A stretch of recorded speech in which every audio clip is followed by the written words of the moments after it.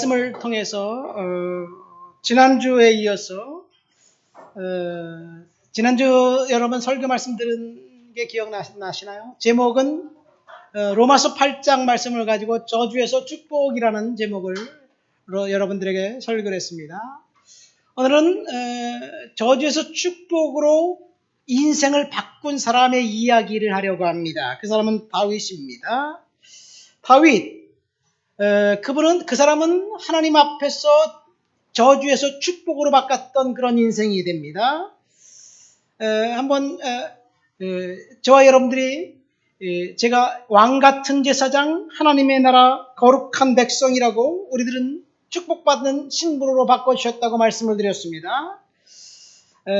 사실 우리는 축복받은 하나님의 자녀들인데 어떻게 보면 오늘 우리의 삶은 축복받은 것 같지가 않아요.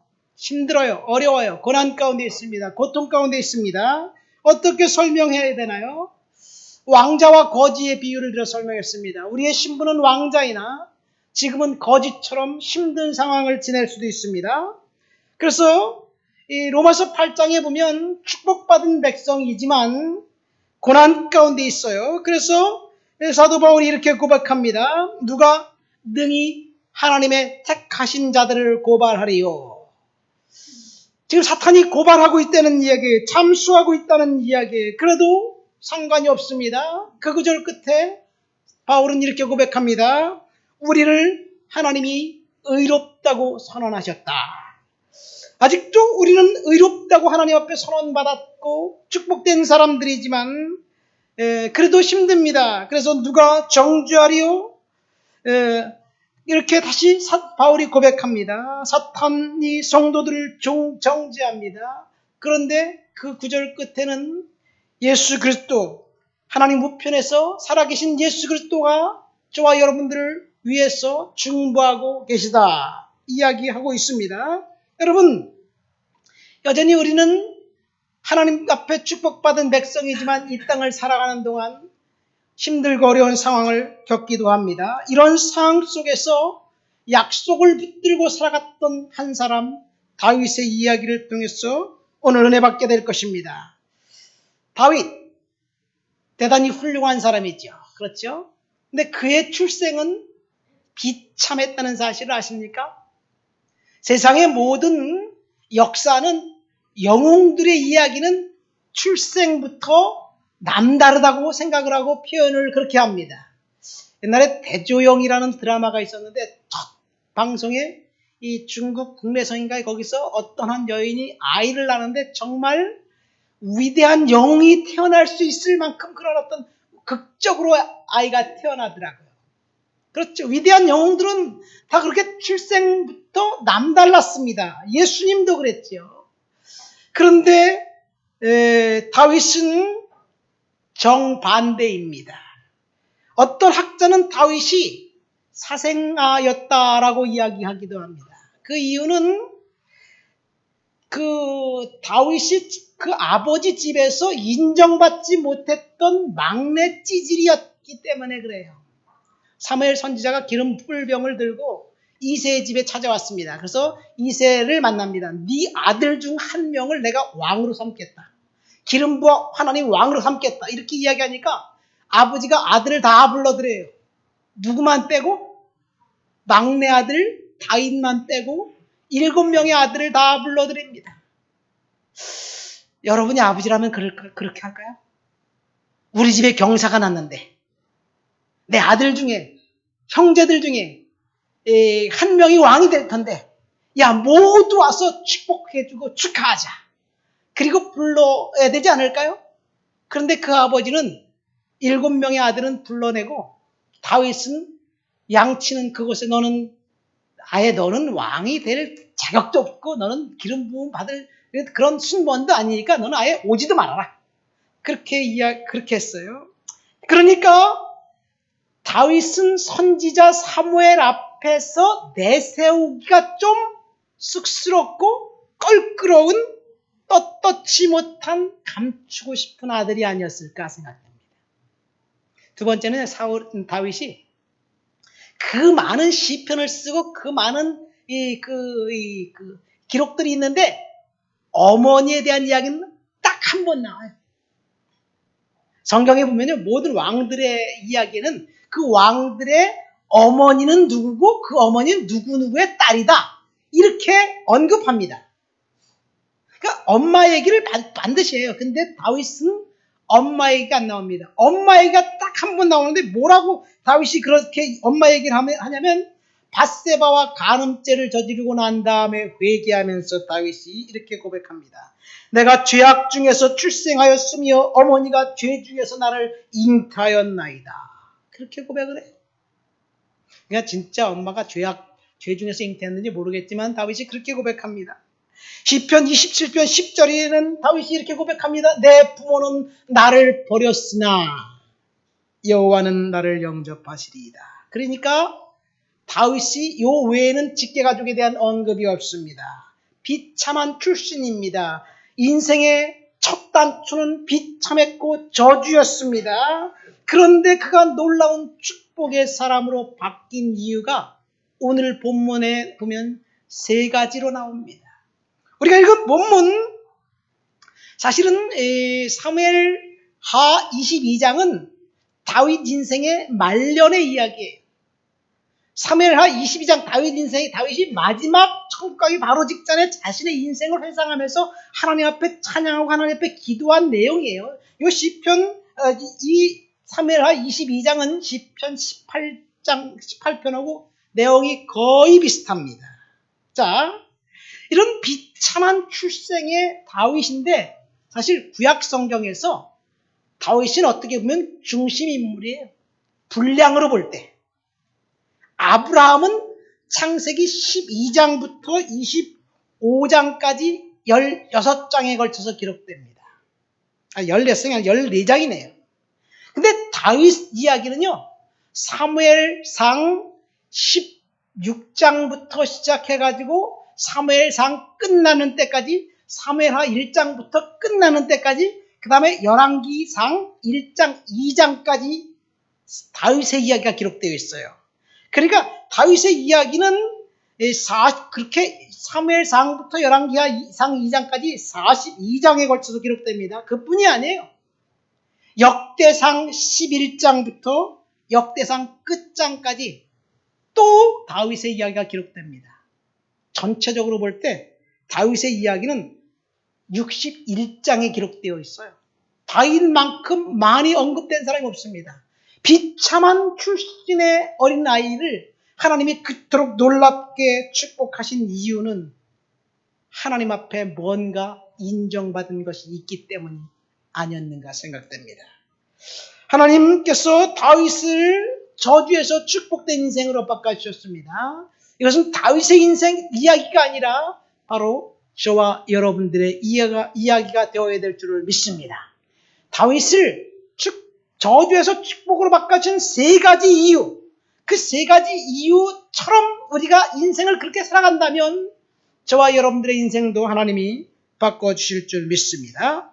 세 가지 비결이 뭔지 오늘 본문 7절과 8절 말씀을 한번 다 같이 읽어보시겠습니다. 7절과 8절 다 같이 읽습니다.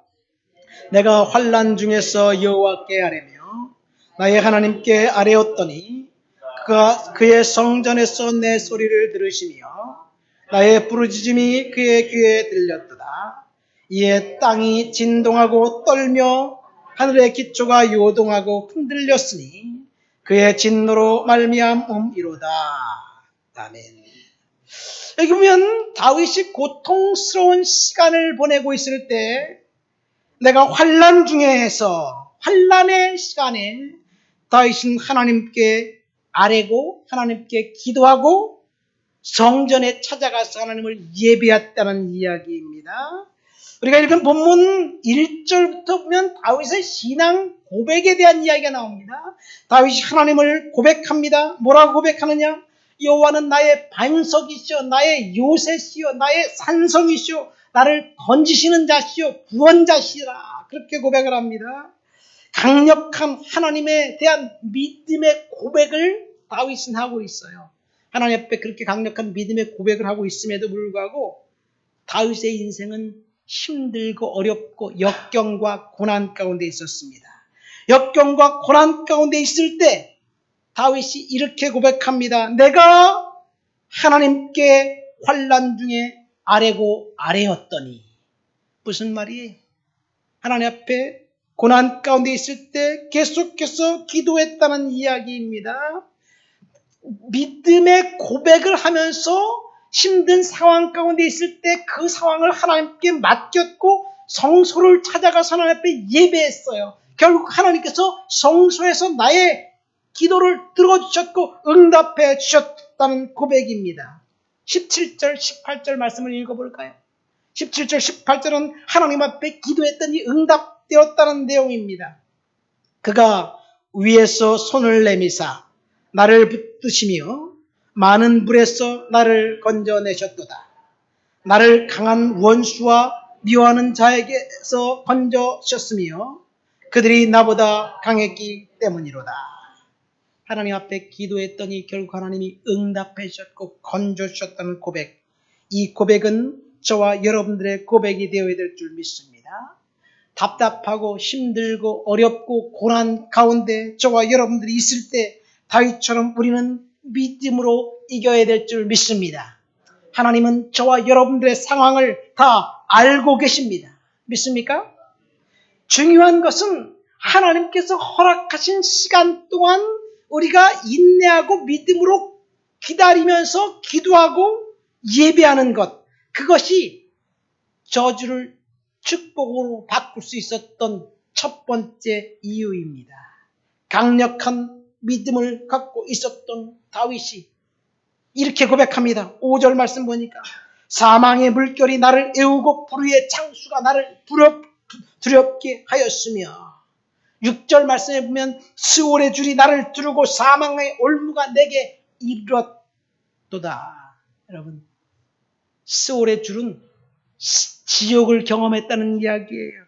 희망이 보이지 않았다는 이야기입니다. 희망이 보이지 않고 절망 가운데 있었던 다윗이 하나님 앞에 기도했습니다. 언젠가 제가 다윗이 몇 년 동안 사울을 피해 도망 다녔을까? 그런 이야기를 했던 적이 있어요. 몇 년 동안 도망 다녔는지 성경에는 구체적으로 나와 있지 않습니다.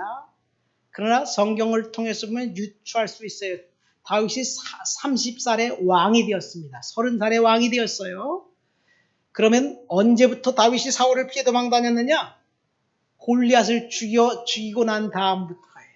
그럼 다윗이 골리앗을 몇 살 때 죽였을까? 성경에 나와 있지 않습니다.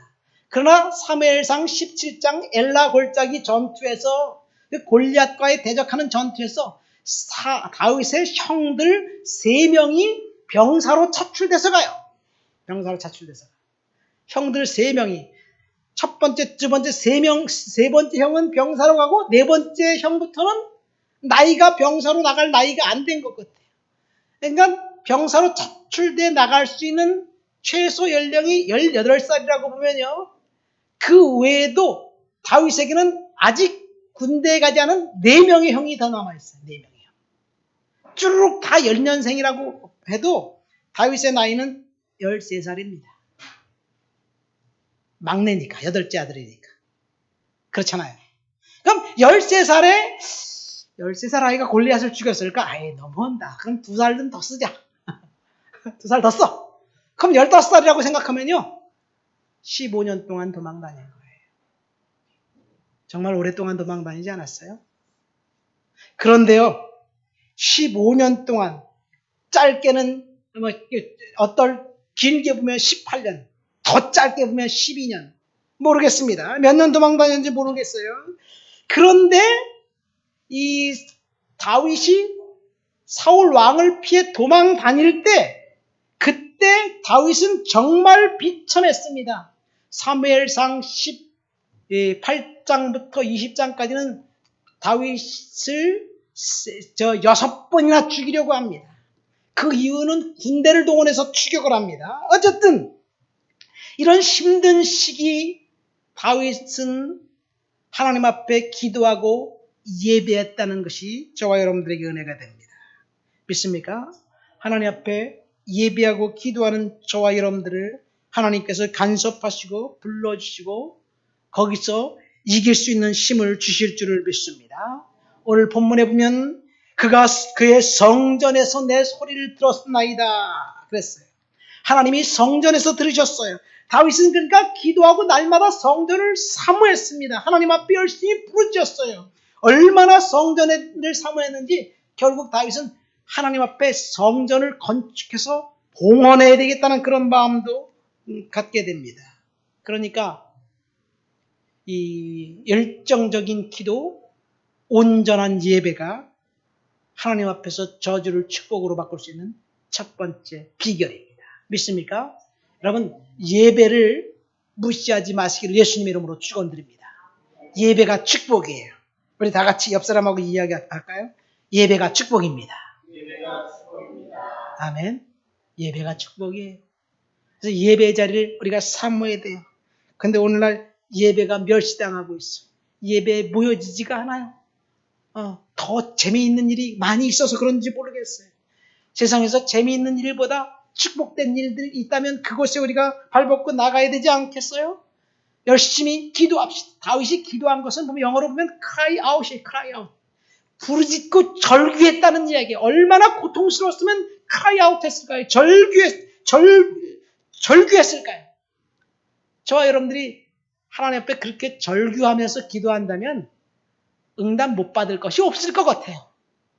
그런데 겉으로 볼 때는 절망적인 상황 같아도 속에는 아직까지 여유가 있으니까 하나님이 뭐 응답해 주시면 좋고 안 해주시면 뭐 그것도 오케이고 뭐 이렇게 생각하면 사실은 어떻게 보면 우리 저와 여러분들에게 하나님 앞에서 절망적인 어떤 처절한 그런 은혜와 기도가 있어야 될 줄 믿습니다. 두 번째는 다윗이 그런 고난과 고통 가운데 있을 때 기도하면서 하나님 예배했지만 어떤 삶의 태도를 갖고 살았는지 21절부터 28절에 보면 나와 있어요. 21절부터 28절까지 한번 다 같이 읽어보시겠습니다. 여호와께서 내 공의를 따라 상 주시며 내 손의 깨끗함을 따라 갚으셨으니 이는 내가 여호와의 도를 지키고 악을 행함으로 내 하나님을 떠나지 아니하였으며 그의 모든 법도를 내 앞에 두고 그의 규례를 버리지 아니하였음이로다. 내가 또 그의 앞에 완전하여 스스로 죄악을 피하였나니 그러므로 여호와께서 내 의대로 그의 눈앞에서 내 깨끗한 대로 내게 갚으셨도다. 자비한 자에게는 주의 자비하심을 나타내시며 완전한 자에게는 주의 완전하심을 보이시며 깨끗한 자에게는 주의 깨끗하심을 보이시며 사악한 자에게는 주의 거스르심을 보이시리이다. 주께서 곤고한 백성은 구원하시고 교만한 자를 살피사 낮추시리이다. 아멘. 이것은 다윗이 고난과 환난과 역경 가운데 있을 때 어떤 삶의 태도를 갖고 살았는지를 보여주고 있습니다.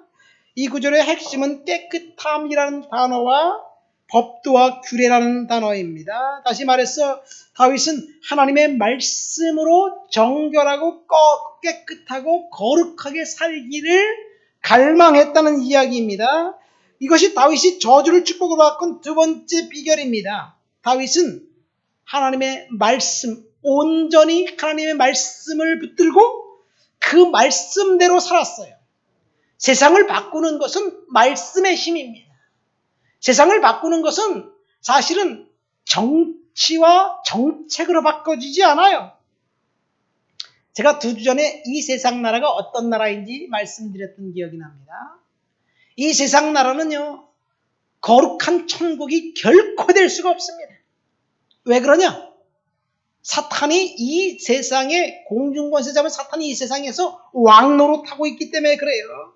그런데 인간이 제도와 종교와 정치와 사상과 철학으로 이 세상을 유토피아로 바꾸려는 시도가 여러 번 있었습니다. 그것이 첫 번째가 천주교의 기독교를 통해서 세상을 바꾸려고 했습니다.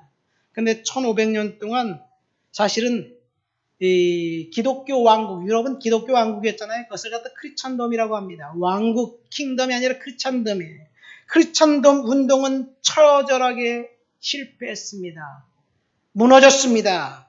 1500년 동안 하나님의 말씀이 이 땅을 지배한 것 같았는데 그렇지 않았어요. 종교가 정치의 이 옷을 입으니까 오히려 정치, 세속 정치보다 더 타락한 거예요. 제가 유학 시절 히스토리, 지금 교수님 자꾸 하셨는데 켄 데이비스라는 교수님이 이 스토리를 제가 2학기를 들었어요. 근데 중세 시대를 이야기하면서 울면서 강의를 하셔요. 정말 참혹했습니다. 인권, 무차별한 인권 유린이 있었고요. 그리고 수녀원에서는 고아들이 넘쳐났습니다. 사실 고아원의 출신이 시작이 어디서부터 시작되는지 아세요? 아이러니하게도 수녀원이에요. 그냥 버려진 아이를 데려다 키우는 것이 아니라 사생아들을 키우기 시작한 것이 고아원의 출신발입니다. 그러니까 근데 중세 크리스천돔이 망한 실패했던 이유는 하나님의 말씀을 몰랐기 때문에 그래요. 하나님의 말씀이 사람들을 변화시키는데 교회가 말씀을 틀어잡고 왜곡된 말씀을 선포했습니다. 그러니까 세상은 변할 수가 없어요. 선교 역사에 보면요. 기독교 역사에 보면 네스토리안이라는 교파가 있습니다. 네스토리안. 이 네스토리안 교파가 있는데 이 네스토리안이 이 초대교회 교단이에요. 근데 그 네스토리안이 이 선교 지향적인 교단이었고 당나라 때 중국에 와서 대단히 많은 교회들을 세웠습니다. 이 장안에 대진사라는 큰 교회당이 있었습니다. 신라까지 영향을 미쳤습니다. 당나라 이후에 원나라 때 완전히 네스토리안이 없어져요. 그 이유는 네스토리안이 와가지고 성경을 번역하지 않았어요. 사라졌습니다. 흔적조차 없이 사라졌습니다. 여러분, 그래서 우리가 하나님의 말씀으로 돌아가야 되는 거예요. 다윗이 하나님의 말씀을 통해서 거룩하고 정결하게 살아야 되겠다고 그렇게 다짐한 거예요. 여러분, 하나님의 말씀으로 우리가 돌아간다면 그것이 저주를 축복으로 바꿀 수 있는 비결입니다. 그래서 우리 교회에서 말씀 읽기 운동을 하고 있는 거예요. 그래서 내년에는 한 가지를 더 했으면 좋겠어요. 하루에 딱 한 장씩 성경을 썼으면 좋겠다, 이런 생각이 제가 기도하면서 들었어요. 좋겠죠? 어디다 쓰느냐? 교회에서 노트를 나눠줄 거예요. 그냥 거기다 쓰면 되는 거예요. 한 장씩 쓰고 1년 동안 열심히 써서 가장 많이 쓴 사람에게는 교회에서 좀 선물을 좀 했으면 좋겠다, 이런 생각이 듭니다. 우리 권사님들 기대가 되죠. 예? 하나님 말씀을 열심히 쓰면 얼마나 좋을까. 성경 읽는 것 중요합니다. 내년에도 성경 읽기, 하루에 6장씩 읽기 계속해서 진행할 거예요. 카톡에 여러분들 그 공지한 대로 읽으세요. 그날 못 읽었으면 괜찮습니다. 그 다음날 공지한 것만 읽으면 돼요. 왜냐하면 계속해서 읽을 것이기 때문에 못 읽은 거 따라 읽는다고 하다가 결국 너무나 뒤처지면 포기하게 돼요. 그러지 말고 그냥 그날 공지된 것만 읽으면 돼요. 못 읽은 건 내년에 또 읽으면 돼요. 저는 한 달에 2번 성경 읽어요. 내년에는 너무 힘들어서 한 번만 읽으려고 그러는데 모르겠어요. 은혜를 주시면 계속해서 그렇게 될지 모르겠어요. 어쨌든 말씀으로 다윗은 이겼습니다. 그렇지만 고난과 환난 가운데 하나님의 규례를 생각하고 하나님의 말씀을 생각하고 정결함을 유지했어요. 이것이 다윗이 저주를 축복으로 바꿀 수 있었던 2번째 비결입니다. 여러분, 다윗은 고난 가운데 있을 때, 고통 가운데 있을 때 하나님을 말씀으로 해서 역사하신 하나님을 찾았어요. 아까 이야기했죠. 사울이 다윗을 죽이려고 혈안이 되어서 군대를 동원해서 쫓아다닐 때 다윗은 사울과 반대로 행동을 했습니다. 자기를 죽이려고 하는 사람을 죽이면 그 위협은 끝나는 거잖아요. 그잖아요. 근데 군대를 동원해서 다윗을 찾는데 한 번은 다윗이 엔게디 굴 속에 들어가 있었어요. 거기서 숨고 있었는데 갑자기 그 앞을 군사를 동원해서 가던 사울왕이 그 앞에서 설사가 난 거야. 그래서 굴 속에 들어갔어. 앉아서 옷을 벗고 너무너무 힘을 줬어. 얼마나 열심히 힘을 줬더니 그 안에 있는 다윗이 와가지고 자기 옷자락을 베어가는 것도 몰라. 그때 다윗의 추종자들이 그런 얘기를 합니다. 원수가 들어왔는데 단칼에 죽여버립시다. 그러니까 다윗이 이렇게 이야기합니다. 나는 내 손으로 내 주를 죽이지 않겠다. 그는 여호와의 기름 부음 받은 자이기 때문이다. 하나님의 기름 부음 받은 자는 죽이지 않겠다는 이야기, 그가 나를 죽이려고 할지라도 나는 살려주겠다는 이야기입니다. 말씀의 힘입니다. 또 한 번 있습니다. 사무엘상 26장에 보면 사울이 이번에 3,000명의 군대를 데리고 샅샅이 다윗을 찾아 나섰습니다. 십광야에서 날이 저물었어요. 그런데 3,000명의 군사들이 몽땅 다 잠에 들어버렸어요. 깊은 잠에 들어버렸습니다. 다윗이 아비새와 함께 사울 왕에게까지 접근합니다. 아무도 깨어나지 않아요. 그러니까 아비새가 이번에 내가 한 칼에 단번에 사울을 심장을 꿰뚫러 땅에 박아버리겠다고 그러니까 다윗이 또다시 말합니다. 그러지 말아라. 내가 손을 들어 여호와의 기름 부음 받은 자를 치는 것을 여호와께서 금하셨다. 하나님의 말씀을 기억하면서 거부했습니다. 그리고 창과 물병만 갖고 옵니다. 여러분, 이 힘은 말씀의 힘이에요. 원수를 사랑으로 대적할 수 있는 힘은 말씀의 힘입니다. 그러니까 다윗은 말씀의 힘대로 살아갔습니다. 이것이 저주를 축복으로 바꿀 수 있는 두 번째 비결입니다. 저와 여러분들이 말씀의 힘을 갖고 이 땅을 살아가야 될 줄 믿습니다. 마지막 본문 세 번째 비결은 본문 30절에 나와 있습니다. 우리 30절 말씀 다 같이 한번 읽어보시겠습니다. 내가 주를 의뢰하고 적진으로 달리며 내 하나님을 의지하고 성벽을 뛰어넘나이다. 이 구절에서 제가 오늘 설교의 제목을 잡았습니다. 내가 주를 의뢰하고 적진으로 달리며 하나님을 의지하고 성벽을 뛰어넘었다. 무엇을 말합니까? 다윗은 가만히 기도만 하고 앉아있지 않았다는 이야기예요. 원수를 물리쳐달라고 기도만 하지 않고 먼저 기도하고 하나님이 말씀하시면 그것이 무엇인지 반드시 순종했다는 이야기예요. 그러니까 기도한 다음 행동으로 옮겼다는 이야기예요. 주님을 의지하고 직진으로 고했다는 이야기입니다. 여러분, 하나님 앞에 기도하고 하나님의 음성 듣고 행동으로 옮기시기를 예수님의 이름으로 축원드립니다. 기도하면 반드시 하나님이 말씀하셔요. 기도하고 우리는 행동에 옮겨야 됩니다. 어떤 사람은 기도는 전혀 하지 않고 가만히 생각해보고 행동에 옮기는 사람이 있어요. 인간의 지혜를 동원해서 어떻게 해야 될지 결정하고 판단하는 것도 중요합니다. 그런데 행동하기 전에 하나님은 나의 행동을 어떻게 하라고 원하실까 한번 생각하면서 잠잠히 기도하고 하나님의 뜻을 분별하는 것이 더 중요합니다. 믿습니까? 하나님 앞에 기도하고 과감히 직진하시기를 예수님의 이름으로 축원드립니다. 근데 어떤 사람은 또 기도하지 않고 생각만 하는 사람도 있어요. 이렇게 할까 저렇게 할까 고민만 하는 사람도 있어요. 이것도 잘못된 거예요. 고민만 하지 마시고요. 하나님, 고민이 됩니다. 어떻게 해야 될까요? 그 고민되는 것을 하나님께 갖고 나가면 하나님이 반드시 저와 여러분들에게 응답해 주실 줄 믿습니다. 하나님을 신뢰하고 행동으로 옮기면 하나님이 반드시 역사하실 거예요. 제가 하나님을 신뢰하고 행동으로 옮겼는데 실패했던 경험 한 번 하고 성공했던 경험 두 가지를 간단하게 간증을 하려고 합니다. 제가 유학 시절에요. MDB 그 목회학 석사학위를 받고 이듬해 그 캐나다 백인 교회에서 목사 안수를 받았어요. 제가 목사 안수 받을 때 미셔너리 미니스터리로 저는 중국의 선교사로 선교사로 파송받기 위해서 그 교회에서 목사 안수 받았습니다. 그리고 선교사가 되기 위해서 선교학 석사를 하나 더 했습니다. 근데 제 교단, 이 침례 교단인데 교단 선교부가 굉장히 프로세싱이 늦어요. 그래서 그 멘토였던 선교학 교수님의 그 지원에 의해서 선교단체를 OMF로 옮겼습니다.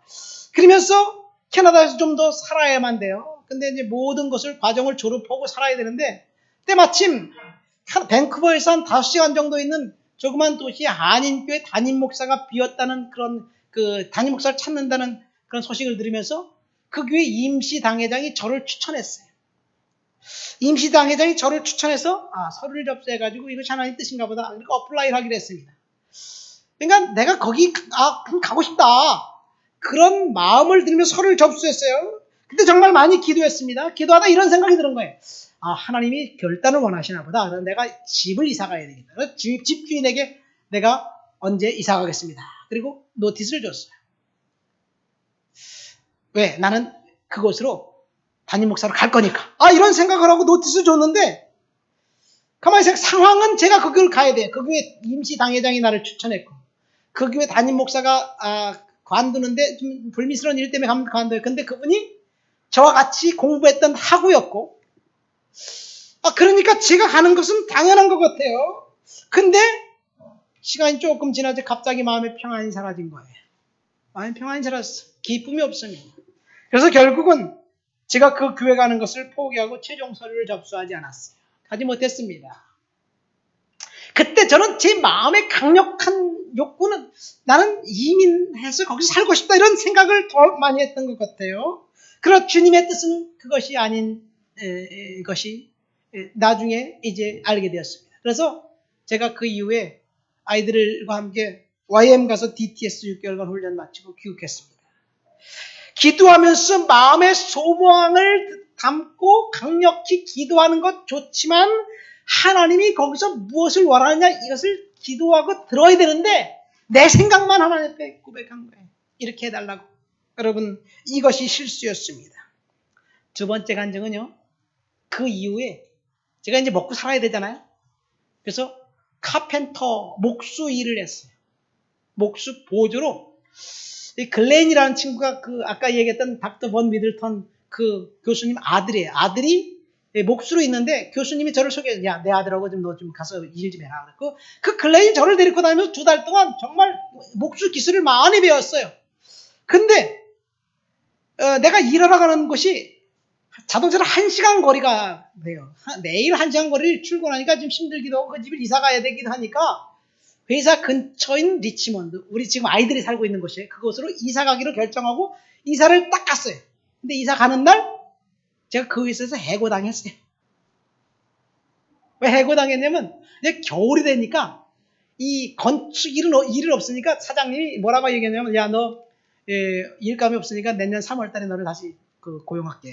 그때 다시 와라. 이러는 거예요. 회사에 열심히 다니려고 이사 갔는데 얼마나 황당합니까? 그런데 그 회사에 다른 어떤 한 친구가 나를 불러더니 야, 너 내가 다른 하나 회사를 소개시켜줄게. 거기 가서 잡 인터뷰 좀 해볼래? 라고 당연히 예스라고 그러죠. 그랬더니 잡 인터뷰를 하러 갔는데 그곳이 어디냐면 내가 살고 있던 그 집 바로 옆에야. 세상에. 이사 안 갔어야 되는 건데. 그래서 거기서 잡 인터뷰를 했어요. 잡 인터뷰를 하니까 십장 현장 소장이 나한테 물어본 너 뭐뭐 할 수 있냐. 그러니까 2달 동안 했던 걸 다 읊었어요. 이것도 할 수 있고 저것도 할 수 있고 저것도 할 수 있다. 그러니까 딱 나를 보더니 그래? 그럼 내일부터 나와라. 이러는 거예요. 고민이 생겼어요. 또다시 1시간 동안 이리로 와야 되니까. 그래서 그 즉시 그 소장에게 내가 얘기했어요. 내가 사실은 이 라드너라는 곳으로 이사 갔는데 그쪽 지역에 이 잡 사이트가 있으면 좀 소개 좀 해달라 그랬더니 그 회사가 현장이 4개를 갖고 있었어요. 좀 큰 회사였어요. 그러니까 알았어. 가만히 있어봐라. 막 전화를 하더니 한 현장 소장에게 전화를 해요. 그러더니 지네들끼리 뭐라 그러더니 야, 너 알았다. 내일부터 거기로 가라. 우리 집 옆으로. 이사간 그 옆으로 가라는 얘기예요. 근데 그 사이에 어떤 일이 벌어졌냐면요. 이 현장 소장 둘이서 이야기하는 사이에 내가 카펜터 보조에서 기술 있는 카펜터가 돼버렸어요. 내가 얘기한 게 아니라. 그래갖고 전에는 8불 받았는데 그 사이에 15불로 뚝 뛰어버렸어요. 그래서 내가 15불 받고 정식 카펜터가 되어서 이제 취직을 해서 그거에서 일하고 있는 거예요. 근데 그 현장에 한 20명 정도가 돼요. 근데 제가 눈치는 빠르잖아요. 기술에 있잖아요. 그래갖고 위에서 목수가 야, 뭐 갖고 와! 그러면 딱 소리 지르면 옆에서 다른 애가 뭘 집어들어. 그거 갖고 올라가면 저도 그거 집어들어 갖고 올라가고요. 옆에서 망치질하면 저도 망치질하고. 그래도 한 달 지나니까요. 제가 진짜 기술자가 돼버렸어요. 하나님께서 이것도 하셨을 줄 믿습니다. 사실은 해고당했을 때 그 아픔은 정말 그 고통은 말할 수 없는데, 내가 하나님 앞에서 성실하고 정결하고 깨끗하게 살려고 하면 하나님께서 이상한 방법을 통해서 역사하신다는 이야기예요. 여러분, 중요한 것은 지금 이 환경 속에서 하나님이 나에게 무엇을 말씀하시는지 듣는 것이 중요합니다. 다윗이 그랬습니다. 다윗은 기도했고 그리고 행동에 옮겼습니다. 근데 중요한 것이, 기도하고 행동에 옮기기 전에 내 강력한 욕구를 기도했고 그 욕구를 행동에 옮길 것인가, 하나님의 뜻을 따를 것인가, 이것을 분별하는 것은 중요합니다. 그래서 오늘 말씀을 통해서 저와 여러분들에게 주시는 세 번째 교훈은, 먼저 충분히 기도하고 행동에 옮기면 그 다음에 하나님이 역사하신다는 얘기예요. 믿습니까? 다윗을 보십시오. 다윗이 30절 말씀에 보니까 기도하고 행동으로 옮겼습니다. 기도하고 적진을 향해 돌진했습니다. 그러니까 하나님께서 다윗의 인생을 책임져 주셨어요. 38절에 보니까 다윗이 뭐라고 고백합니까? 원수를 뒤쫓아가서 무찌르기 전에는 돌이키지 않았다 고백합니다. 그러니까 하나님 앞에 기도하고 난 다음에, 그리고 돌이키고 포기하지 않고 계속해서 정진으로 직진해서 앞으로 나갔다는 이야기예요. 절대로 포기하지 마시기를 예수님의 이름으로 축원드립니다. 그러면 하나님께서 역사하십니다. 하나님은 저주를 축복으로 바꾸십니다. 39절 말씀에 다윗이 이렇게 고백합니다. 내가 그들을 무찔러 전멸시켰다. 40절 말씀, 우리 한번 다 같이 40절 말씀 읽어볼까요? 본문 40절 우리 한번 다 같이 읽어보시겠습니다. 다윗이 다 같이 읽겠습니다. 시작. 이는 주께서 내게 전쟁하게 하려고 능력으로 내게 띠띠우사 일어나 나를 치는 자들에게 내게 굴복하게 하셨사오며. 여기 보면 하나님이 능력으로 내게 띠띠우셨다 그렇게 이야기합니다. 믿음으로 앞으로 전진하는 그 성도들에게, 기도하고 직진하는 성도들에게 하나님께서 이길 수 있는 능력도 주신다는 이야기예요. 믿습니까? 주님께서 능력도 주실 줄을 믿습니다. 우리가 할 수 있는 이유는 하나님께서 능력을 주시기 때문이에요. 우리가 할 수 있는 이유는 하나님께서 이미 능력을 주셨기 때문입니다. 다윗이 한 일은 하나님을 신뢰하고 적진으로 뛰어들어가는 일이에요. 저와 여러분들이 할 일은 하나님을 신뢰하고 앞으로 직진하면 하나님께서 능력으로 채워주시고 은혜 주실 줄 믿습니다. 우리는 주를 의지하고 적진으로 직진해서 앞으로 나아가야 될 줄을 믿습니다.